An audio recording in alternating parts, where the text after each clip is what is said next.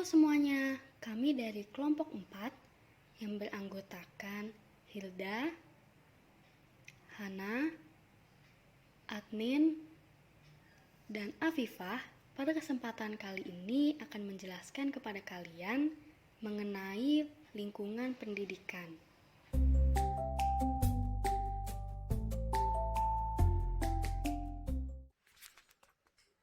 Lingkungan adalah segala sesuatu yang ada di luar suatu organisme. Kemudian pendidikan adalah proses pengubahan sikap dan tata laku seseorang atau kelompok orang dalam usaha mendewasakan manusia melalui upaya pengajaran dan pelatihan. Dan terakhir, lingkungan pendidikan adalah segala sesuatu yang ada di sekitar manusia, baik berupa benda mati, makhluk hidup, ataupun peristiwa-peristiwa yang terjadi termasuk kondisi masyarakat, terutama yang dapat memberikan pengaruh kuat kepada individu. Lingkungan pendidikan secara garis besarnya oleh Ki Hajar Dewantara dibagi menjadi 3 yang disebut dengan tripusat pendidikan, yaitu keluarga, sekolah, dan masyarakat. Hal itu sejalan yang dinyatakan oleh Langfeld bahwa yang bertanggung jawab dalam pendidikan adalah keluarga, sekolah, dan masyarakat. Pertama, ada pendidikan dalam lingkungan keluarga atau lingkungan pendidikan informal.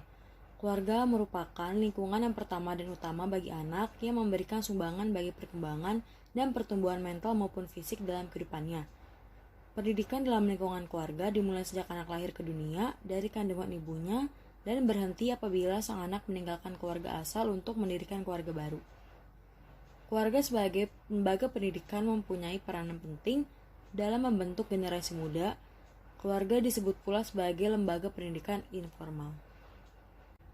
M.I. Soleman pada tahun 1994 mengemukakan beberapa fungsi keluarga, yaitu yang pertama ada fungsi edukasi. Keluarga sebagai wahana pendidikan pertama dan utama bagi anak-anaknya agar menjadi manusia yang sehat, tangguh, maju, dan mandiri sesuai dengan tuntunan perkembangan waktu. Yang kedua ada fungsi sosialisasi. Keluarga mempersiapkan anak sebagai anggota masyarakat yang baik dan berguna kehidupan di masyarakat. Yang ketiga ada fungsi proteksi. Keluarga sebagai tempat memperoleh rasa aman, nyaman, damai, dan tentram bagi seluruh anggota keluarganya. Yang keempat ada fungsi afeksi. Keluarga sebagai tempat untuk menumbuh kembangkan rasa cinta dan kasih sayang antara sesama anggota keluarga dan masyarakat serta lingkungannya. Yang kelima ada fungsi religius. Keluarga berkewajiban memperkenalkan dan mengajak anak kepada kehidupan beragama dan menciptakan iklim keluarga yang religius sehingga dapat dihayati oleh keluarganya.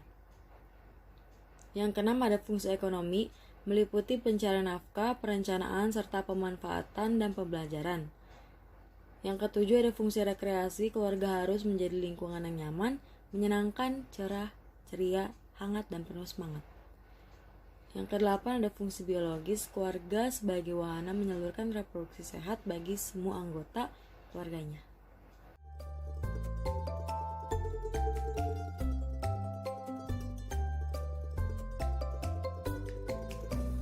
Yang kedua, lingkungan pendidikan sekolah atau lingkungan pendidikan formal. Sekolah memegang peranan penting dalam pendidikan karena pengaruhnya besar sekali pada jiwa anak. Karena itu, di samping keluarga sebagai pusat pendidikan, sekolah pun mempunyai fungsi sebagai pusat pendidikan untuk pembentukan kepribadian anak.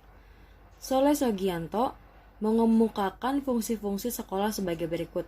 Yang pertama, sekolah sebagai lembaga sosialisasi, membantu anak-anak mempelajari cara-cara hidup di tempat mereka dilahirkan. Yang kedua, untuk menstramisi dan menstransformasi kebudayaan. Yang ketiga, menyeleksi murid untuk melanjutkan pendidikan yang lebih tinggi.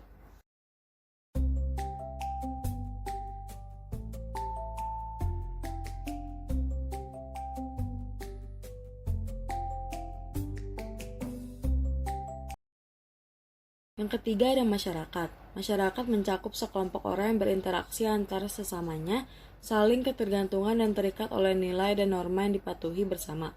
Masyarakat sebagai kesatuan hidup memiliki ciri seperti yang dikemukakan oleh Triharaja dan Lasulo pada 2000, yaitu antara lain, 1. Ada interaksi warga-warganya. Kedua, pola tingkah laku warganya diatur oleh adat istiadat, norma-norma hukum, dan aturan-aturan yang berlaku. Yang ketiga, ada rasa identitas yang kuat dan mengikat pada warganya. Kesatuan wilayah, kesatuan adat istiadat, rasa identitas, dan rasa loyalitas terhadap kelompoknya merupakan pangkal dari perasaan bangsa sebagai patriotisme, jiwa korps dan kesetiakawanan, dan lain-lain.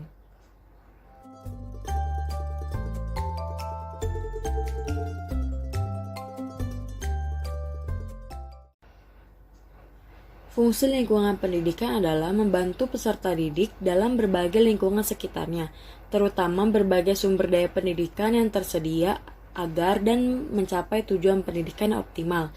Di antara lingkungan pendidikan yang satu dengan lingkungan pendidikan yang lain, tidak mungkin berdiri sendiri terhadap hubungan timbal balik dan saling mempengaruhi antara lingkungan pendidikan.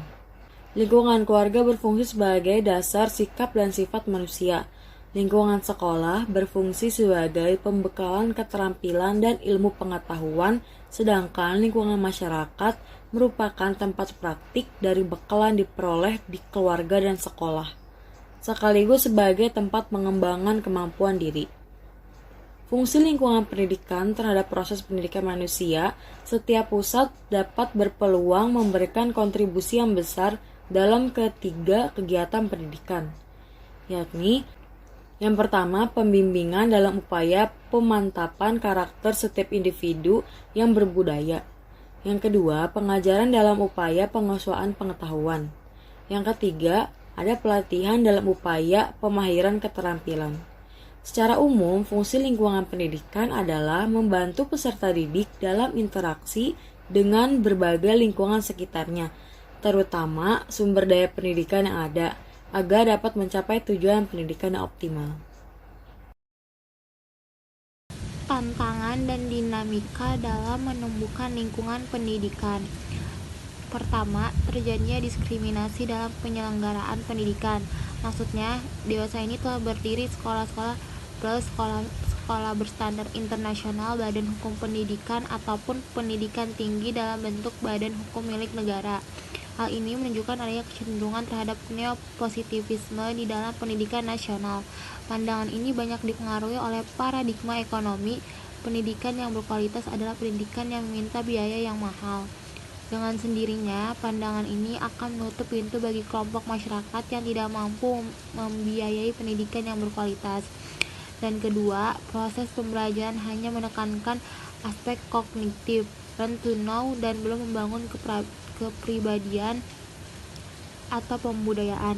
Kebanyakan para lulusan yang dihasilkan oleh suatu lembaga pendidikan, baik di tingkat SMA ataupun tingkat sarjana, hanya sebatas menyentuh satu pilar pendidikan, yaitu belajar mengetahui, learning to know, belum menyentuh 4 pilar lainnya, belajar untuk beriman dan bertakwa kepada Tuhan Yang Maha Esa, learning to believe and confess the Almighty God, belajar berbuat, learning to do, belajar menjadi seorang, learning to be, dan belajar hidup bermasyarakat, learning to live together. Dan yang ketiga, masih adanya warga masyarakat yang belum mendapat kesempatan memperoleh pendidikan. Selanjutnya yang keempat, kebijakan pendidikan tidak mempunyai arah yang jelas. Kebijakan dan kurikulum sering berubah, sehingga mengakibatkan kekacauan terutama bagi guru. Akhirnya dirugikan adalah siswa karena dijadikan kelinci percobaan. Selanjutnya, polemik dalam sistem standarisasi. Maksudnya adalah standarisasi pada nilai mata pelajaran tertentu. Dan yang terakhir, kondisi sarana pendukung pendidikan yang bermutu masih memprihatinkan. Di beberapa sekolah masih ada yang belum memiliki sarana prasarana yang memadai sehingga hasil belajarnya kurang maksimal.